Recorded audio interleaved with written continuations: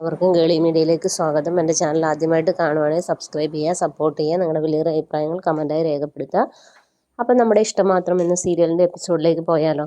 ഇന്നത്തെ എപ്പിസോഡ് എന്ന് പറയുന്നത് ആദ്യം മഹേഷിനെ വിളിക്കുന്നു. അമ്മ ഇങ്ങനെ തലകറങ്ങി വീണെന്നും പറഞ്ഞിട്ട് അങ്ങനെ മഹേഷ് ഓടിച്ചില്ലയാണ്. അങ്ങനെ രചനയെ എടുത്തിട്ട് ഹോസ്പിറ്റലിലേക്ക് കൊണ്ടുപോവുകയാണ്.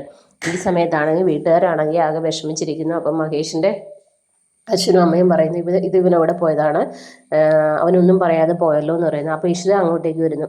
അപ്പോൾ ഇഷിതയോട് പറയുന്നു മഹേഷ് ഇങ്ങനെ ഇറങ്ങിപ്പോയിട്ടുണ്ട്, എവിടെയാണെന്ന് അറിയില്ല, മോളൊന്നും വിളിച്ചു നോക്കാൻ പറയുന്നു. അങ്ങനെ ഇഷിത ഫോൺ വിളിക്കുന്നു, പക്ഷെ മഹേഷിനെ കിട്ടുന്നില്ല.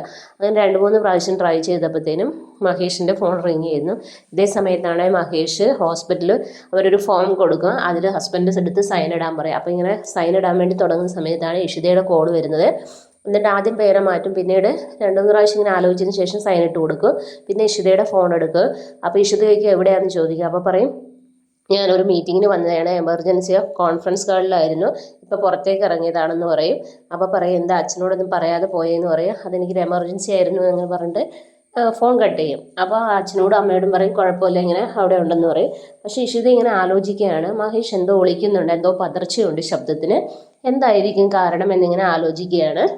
പിന്നീടാണെങ്കിൽ രചനയിലെ വാർഡിലേക്ക് മാറ്റാൻ വേണ്ടി തുടങ്ങുകയാണ്. അങ്ങനെ രചന കണ്ണൊക്കെ തുറന്ന് നോക്കുന്നു. അങ്ങനെ മഹേഷ് അടുത്തേക്ക് ചെല്ലുമ്പോൾ രചന ചോദിക്കും ഞാൻ എങ്ങനെ ഇവിടെ എത്തിയെന്ന് ചോദിക്കും.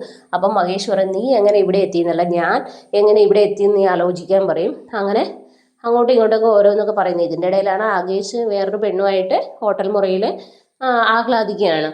അപ്പോൾ അങ്ങനെ പിന്നീട് വൈകുന്നേരം ആയപ്പോൾ നമ്മുടെ മഹേഷ് വീട്ടിലെത്തുന്നൊന്നുമില്ല. പിന്നീട് ആദി വീട്ടിലേക്ക് വരികയാണ്. അങ്ങനെ വീട്ടിൽ ഭയങ്കര സന്തോഷമൊക്കെ ഉണ്ടാകുന്നു. അപ്പം നമ്മുടെ സ്വപ്നവല്ലി പറയുന്ന മഹേഷും കൂടെ ഉണ്ടായിരുന്നെങ്കിൽ എന്ത് നല്ലതായിരുന്നു. മഹേഷാണെങ്കിൽ ഈ സമയത്ത് രചനയുടെ കൂടെ അവിടെ കൂട്ടിരിക്കുകയാണ്. ഇതൊന്നും ഇഷിത അറിയുന്നില്ല. പക്ഷേ പിന്നെയും ഇഷിതയ്ക്ക് ഡൗട്ട് ആവുന്നുണ്ട്, മഹേഷ് എന്തൊക്കെയോ മറയ്ക്കുന്നുണ്ട്, അതെന്ത് തന്നെയാണേലും കണ്ടുപിടിക്കണം എന്നുള്ള രീതിയിൽ തന്നെ ഇഷിത ഇരിക്കുകയാണ്. തന്നോട് എന്തിനു കള്ളം പറഞ്ഞു എന്നുള്ള രീതിയിൽ തന്നെ ഇരിക്കുകയാണ്. അങ്ങനെ ആകാശ് വരുമ്പോൾ ആകാശ് പ്രശ്നം ഉണ്ടാക്കുന്നുണ്ട്. അതിനുശേഷം ഇഷിത ഇത് കണ്ടെത്തി. ഇഷിത അപ്പം മഹേഷിനോട് ചോദിക്കും മഹേഷ് എന്തുകൊണ്ട് ഇതൊക്കെ എൻ്റെ അടുത്ത് പറഞ്ഞില്ല എന്നുള്ള രീതിയിലൊക്കെ കുറ്റപ്പെടുത്തുന്ന സീനുകളൊക്കെ വരുന്നുണ്ട്. ഇതൊക്കെയാണ് നാളത്തെ എപ്പിസോഡിലുള്ളത്. അപ്പോൾ നാളത്തെ എപ്പിസോഡിനായി എല്ലാവരും വെയിറ്റ് ചെയ്യുക. അപ്പോൾ okay, bye bye, thank you.